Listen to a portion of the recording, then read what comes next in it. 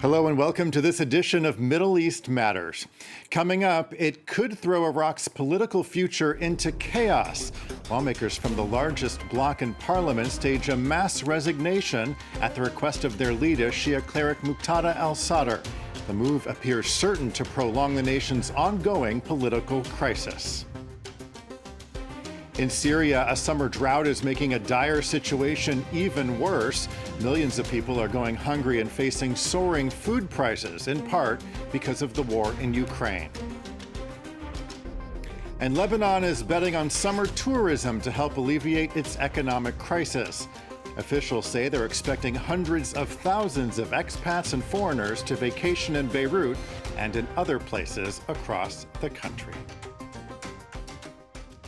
Hi, everyone. Thanks for joining us. We begin with the uncertainty hanging over Iraq's political future. Followers of the Shiite Muslim firebrand Moqtada al-Sadr resigned en masse this week. The Sadrist bloc is the largest in parliament, and since an election back in October, parties have been unable to form a government. Yana Lee has the story. It was a reluctant approval. After 8 months of political deadlock, Iraq's Speaker of the Parliament has accepted the mass resignation of Moqtada al-Sadr's parliamentary bloc, allowing the country to jump into a new unknown. We have made an honest and sincere effort to discourage His Eminence from taking this step, but he preferred to be a sacrifice and not a crippling burden.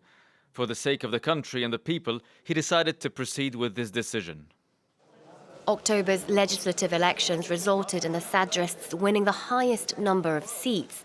However, with 73 MPs, they fell far short of a majority, meaning that a coalition was needed to form a government. Political paralysis ensued. There remained what they call a political deadlock, and I call it a deliberate deadlock. Moqtada al-Sadr is a Shiite cleric, staunchly critical of both the US and Iran, and is known for his unpredictable political moves. The mass resignation is to change the makeup of the parliament. Iraqi law stipulates that if an MP resigns, the runner-up inherits their seat. The situation could thus favor Iran-backed Shia parties, the Sadrists' bitter rivals. In Baghdad, residents fear prolonged political uncertainty could result in fresh protests. Al-Sadr left the matter up to the Iraqi people. This means that the protests can return to the streets, and thus the Iraqi street will be the main controller of the parliament or the next government. With sweltering summer days ahead, frequent power cuts, drought and an impending food crisis, Iraqi lawmakers have vast challenges. For now, an interim prime minister is taking care of day-to-day affairs. The International Red Cross says that Iraq has among the highest number of missing people in the world. The discovery of mass graves across the country continues today, and it's a testament to the nation's violent past. Many families of the missing are holding on to hope that their loved ones will be found and identified. Kathy Clifford brings us this report. From the depths of Iraq's soil, past traumas are resurfacing. On this plot of land in Najaf, in the centre of the country, excavators are digging up a vast mass grave. Discovered by chance, as the land was prepared for construction, forensic scientists exhumed the remains of around 100 people, victims of an uprising against Saddam Hussein in 1991. The bones are then sent to a laboratory where they're cross-checked with blood samples from relatives of missing persons. Intisar Mohammed is one of them. Her brother disappeared in 1980 under Saddam Hussein. We moved to Syria and told our brother to come with us, but he stayed in Iraq for his studies and said he would join us later, but he never came. After that, my aunt came to Syria and said he had been kidnapped.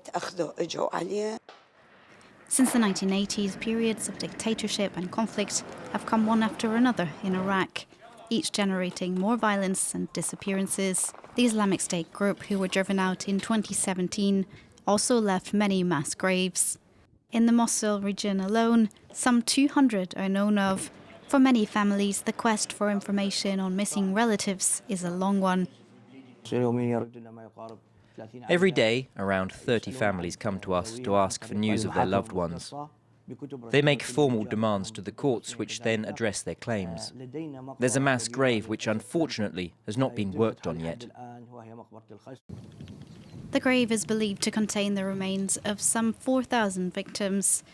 It's not been exhumed due to a lack of resources and support from politicians. An unbearable situation for this mother. There's not a single place I didn't go in Baghdad. I asked authorities to look him up, but always told he had not been found. We demand that the government returns us our sons. On top of the emotional strain, relatives receive no compensation from the Iraqi state until the remains of a missing person have been identified. The United Nations is calling on Israel to conduct a criminal investigation into the killing of a Palestinian-American journalist. Israeli forces are accused of shooting and killing Shireen Abu Akleh as she covered a raid in the occupied West Bank last month. Akleh worked for Al Jazeera and was wearing a clearly marked press vest and helmet at the time. Human rights groups have called for an independent investigation into her death.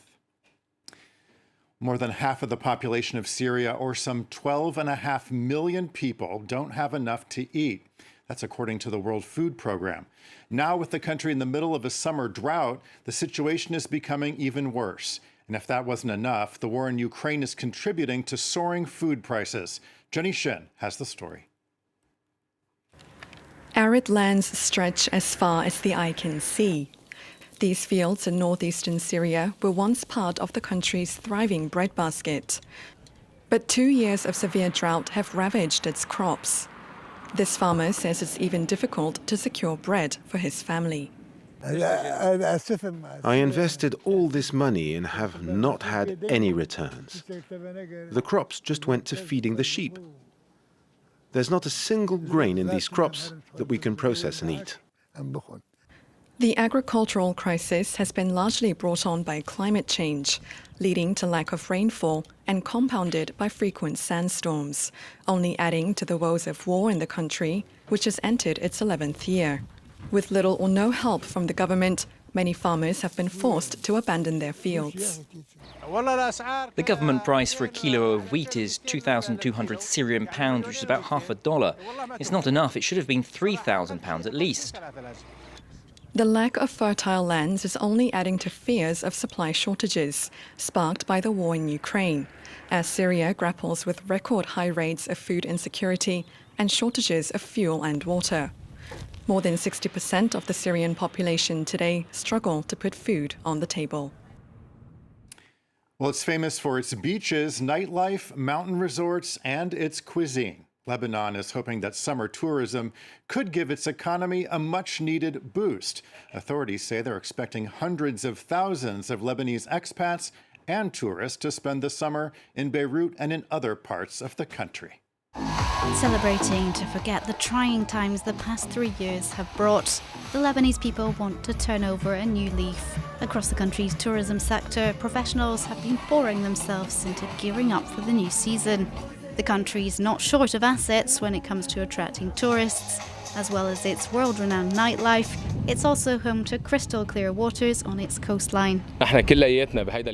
In this sector, we're all making big investments. The current situation is safe and stable, and we believe many people will come, including Lebanese expats who have been unable to visit for 3 years because of COVID, and foreigners looking for a beautiful destination with reasonable prices. The country is eagerly awaiting the arrival of both returning expats and foreign tourists. Hoping to attract more visitors, the government has promised transparent prices in hotels and restaurants and a reinforcement of security measures. We're expecting between 10,000 and 12,000 travellers per day to come to Lebanon, which means that over the next 3 months, we'll have over 1 million people arriving here. It's a much-needed influx of tourists for Lebanon, in dire need of cash after 3 years of unprecedented economic crisis. It began in autumn 2019 and was accentuated by the pandemic and the double explosion in the port of Beirut in August 2020. Today, 3/4 of Lebanese people live in poverty, according to the United Nations. And finally, we're making a stop in Egypt to gaze at the beauty of the whirling dervish. The art form is passed down by generations, with younger performers taking great pride in a uniquely Egyptian interpretation of the centuries-old ritual known as tanura, or skirt in Arabic. The colorful and kaleidoscopic performance is a world away from the UNESCO-listed whirling dervishes of Turkey, which are performed in white robes. Tanura is a spiritual experience infused with love and Sufi music, the melody of the flute and Sufi chants. I only think of God and nothing else. I'm no longer on earth. It's like I'm flying. I can no longer feel my body. It's like I'm flying in the sky. That's it for this edition of Middle East Matters. We'll leave you with some of these beautiful images. Thanks for joining us, and stay tuned for more world news coming up here on France 24.